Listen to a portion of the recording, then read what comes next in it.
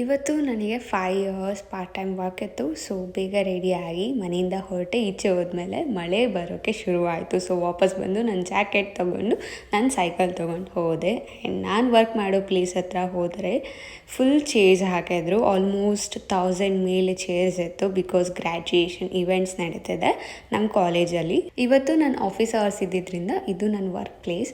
ಬೆಳಿಗ್ಗೆ ತಿಂಡಿ ತಿಂದಿರಲಿಲ್ಲ, ಸೊ ಪುಳಿಯೋಗರೆ ತೊಗೊಂಡ್ಬಂದಿದ್ದೆ. ತಿಂಡಿ ತಿಂದ್ಕೊಂಡು ಸ್ವಲ್ಪ ಕೆಲಸ ಆಯಿತು, ಎಲ್ಲ ಮುಗಿಸ್ಕೊಂಡು ಸ್ವಲ್ಪ ಹೊತ್ತು ಬುಕ್ ಓದಿ ಅಷ್ಟರಲ್ಲಿ 5 ಅವರ್ಸ್ ಮುಗೀತು. ನಾನು ಮನೆಗೆ ಹೊರಟೆ.